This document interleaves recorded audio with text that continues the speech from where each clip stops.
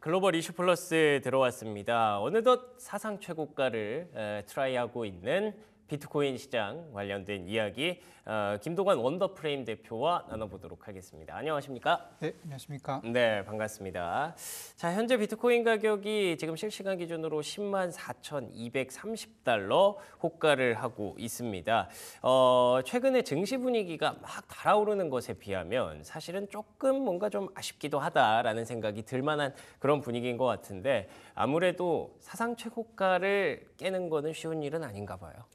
일단은 뭐 비트코인은 사실 지난주에 좀 많이 올랐고요. 그렇죠. 지난주에 한 7, 8% 정도가 올랐고 그리고 이제 월요일이죠. 어제도 잠깐 갔다 왔는데 10만 5천 달러가 3개월 전에 기록을 했었던 수준이거든요. 예. 그때 트럼프 대통령 당선 직후에 분위기 한참 좀 좋을 때 그때 가격을 다시 되찾았다라는 정도의 의미가 현재로서는 있는 것 같고요.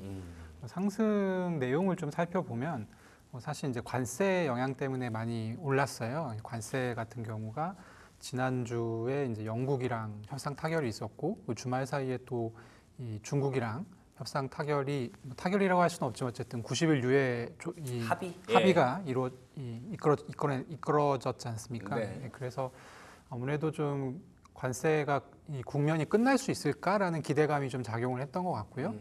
그런데 사실 어제 많은 분들이 이게 실시간으로 가격을 안 보시기 때문에 잘 모르시는데 네네. 어제 비트코인이 사실 그 10만 700달러까지 내려갔다가 다시 반등을 했어요. 무슨 일이 있었나요? 그게 그 어제는 이제 헬스 그 의약품 네. 할인 뭐라고 해야 되나요? 약가이나. 네. 약가이나 관련해서 트럼프 대통령이 이제 행정명령을 발표를 했는데 네. 그 과정에서 그러니까 뭔가 EU를 이 약가이나 문제의 원흉으로 이제 또 지적을 하고 맞아요. 그리고 이제 보복 관세를 매기겠다 이런 얘기를 하면서 그러니까 사실은 이제 이 관세 국면이 해결되지 않겠구나라는 그렇구나. 그런 인상을 좀 줬기 때문에 비트코인 가격이 어제는 좀 내려갔다가 사실 이제 또 어제 사우디 가서 또 왕 했지 않습니까? 굉장히 분위기 좋았잖아요. 네, 그랬죠. 그래서 그 여파로 사실은 지금 좀 반등하는 그런 상황이라 보시면 될 것 같습니다. 예, 비트코인 가격은 확실히 뭐 저희가 이제 아침에 많이 이렇게 확인을 합니다만 그리고 실시간으로 계속 반영을 하고 춤을 추기 때문에 이런 상황들이 또 숨어 있는지도 몰랐네요.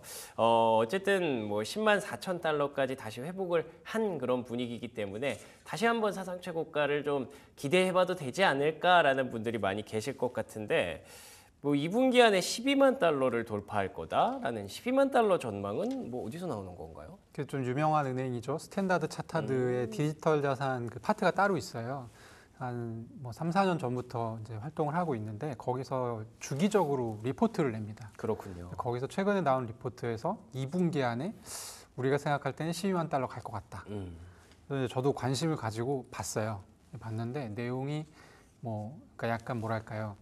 지나간 얘기들이 많았고 앞으로 뭐 이런 부분들 때문에 될 것이다. 그러니까 좀 근거가 있는 전망이라기보다는 그렇군요. 지금 같은 분위기가 유지된다면 12만 달러 가지 않겠냐. 뭐 이 정도로 보시면 될 것 같습니다. 받아들이시면.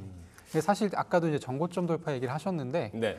뭐 저 같은 사람들조차도 사실 뭐 그렇다 아니다 얘기를 하기가 굉장히 어려워요. 그런가요?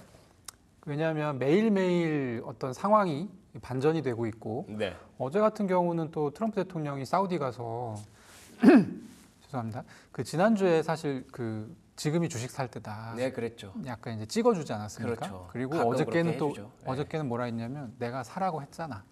했제? 네, 그걸 했어요. 그러니까 이게 제가 라이브로 그 사우디에서 그 이제 대통령이 발언을 하는 걸 보면서도 네네. 이게 내가 지금 대통령 발언을 보고 있는 게 맞나 그럴 정도로 저는 근데 이제 적응됐어요.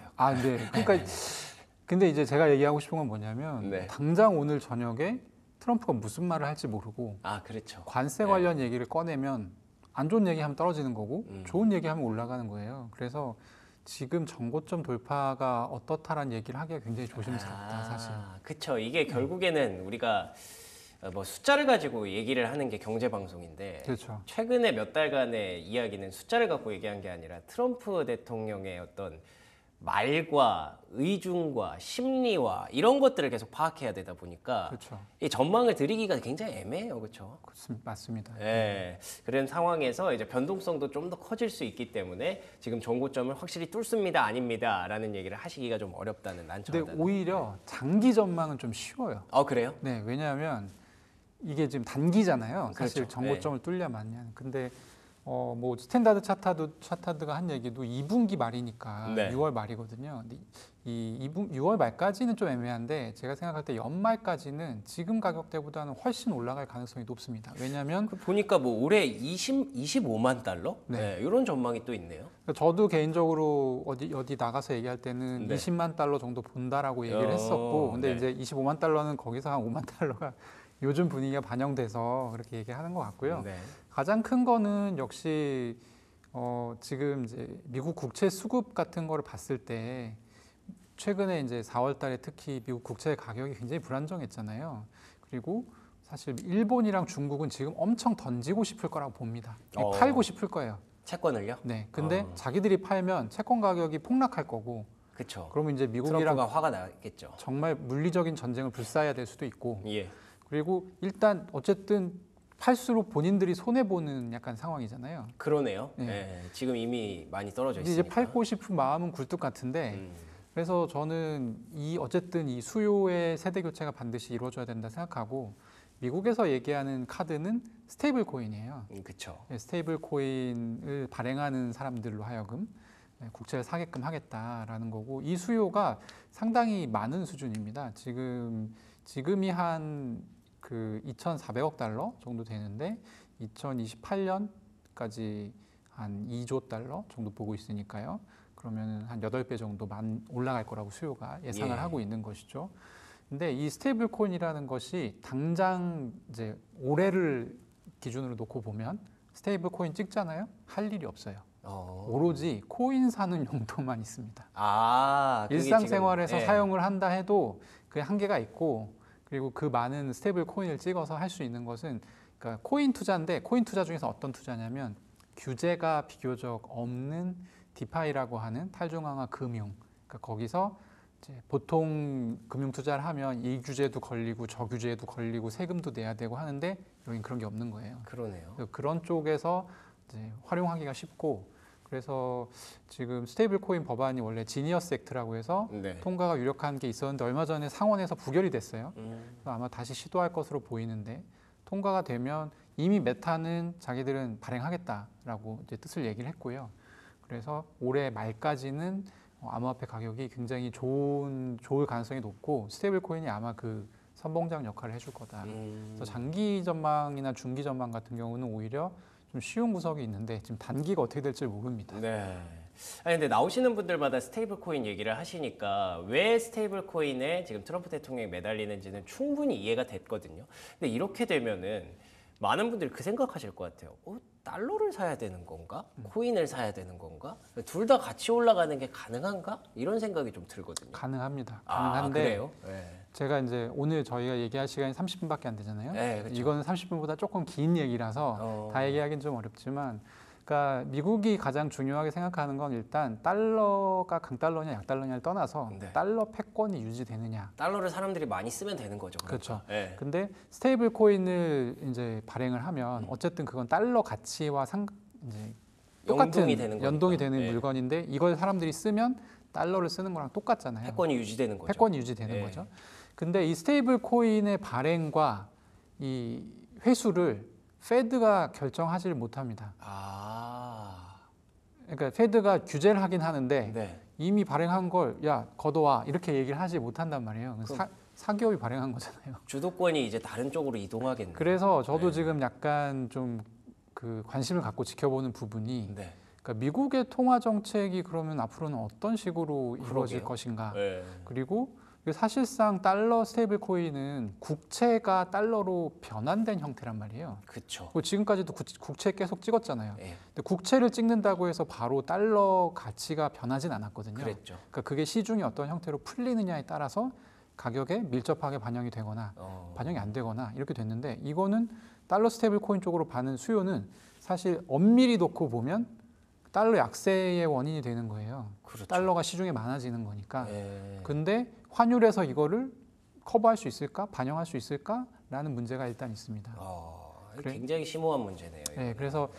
단편적으로 이게 뭐 해보기 전에는 몰라요. 이게 그렇죠. 어떻게 될지는 모르는 문제라서 네. 지금 속단할 문제는 아닌데 어찌 됐건 굉장히 큰 변화고 뭐 저뿐만 아니라 많은 분들이 또 얘기하신다고 하시니까 그 얘기한 이유가 있습니다. 이게 하반기에 지금 관세보다도 오히려 제가 보기에는 더 큰 변화예요. 관세는 이미 아웃라인이 어느 정도 나왔어요. 그러니까 트럼프는 그렇죠. 관세 카드를 포기하지 못하고 그리고 이번에 중국과 이제 3개월 유예되지 않았습니까?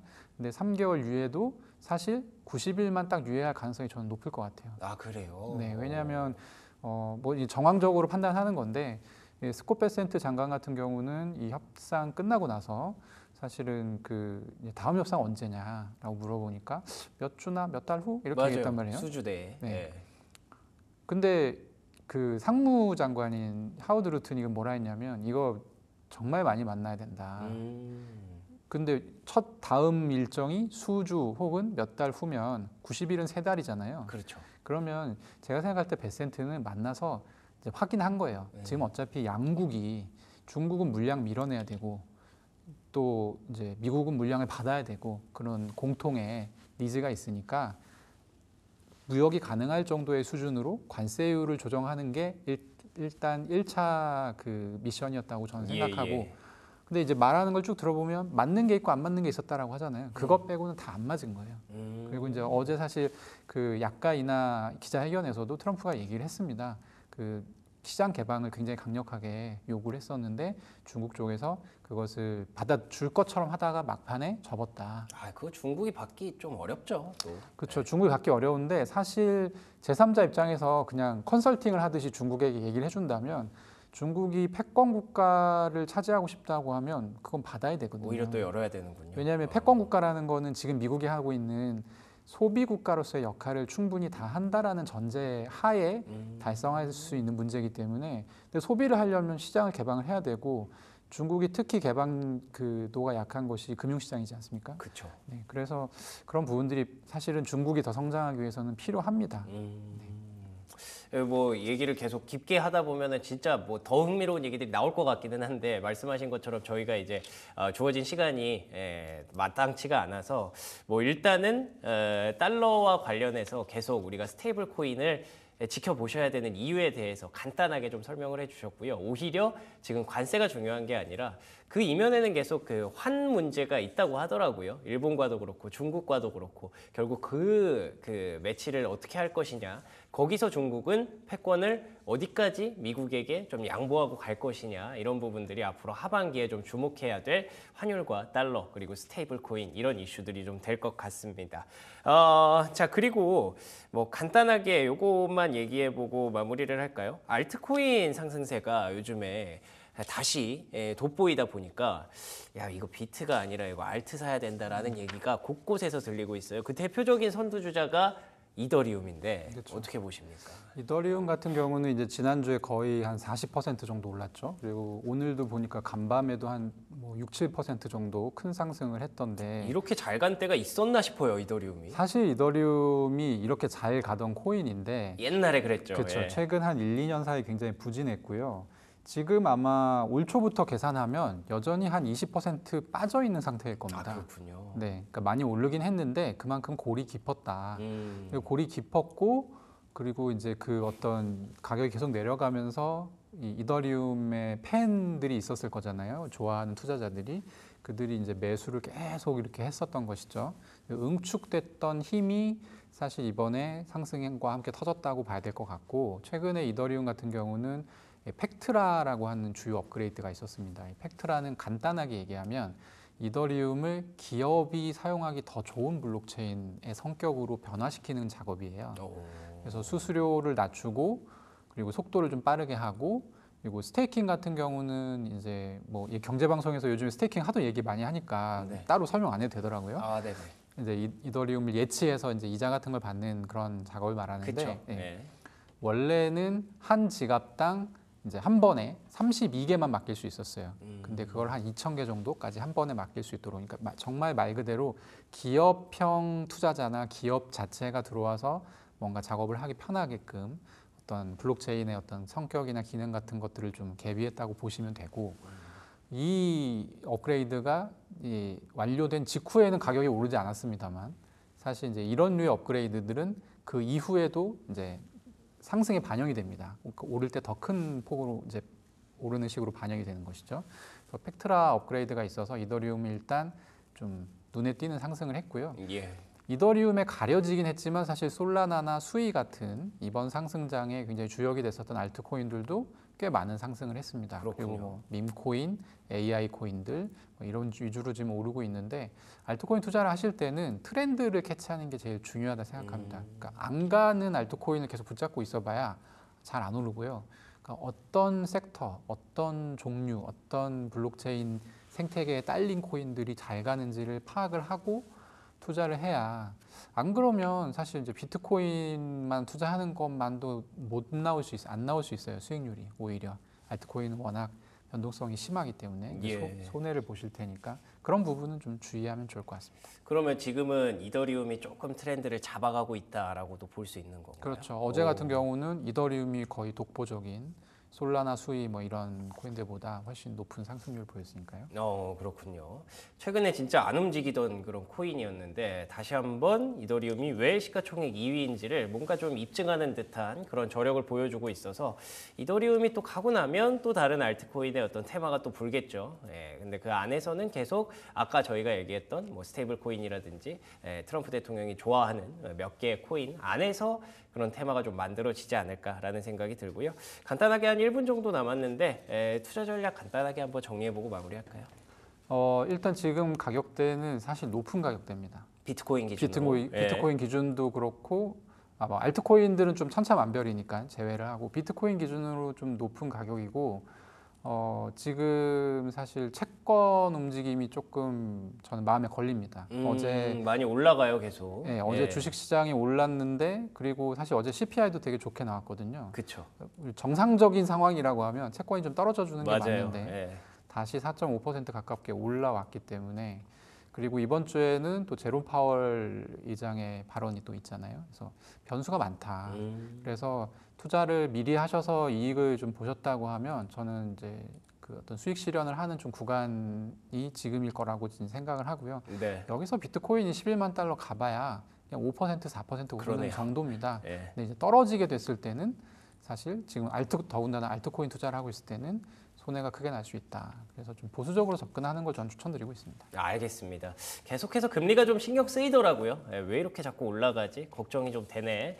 혹시라도 돌발 악재가 그쪽에서 또 벌어질 수도 있으니까 여러분들 참고하시면 좋을 것 같습니다. 지금까지 원더프레임 김동완 대표와 얘기 나눠봤습니다. 오늘도 좋은 말씀 고맙습니다. 네, 감사합니다.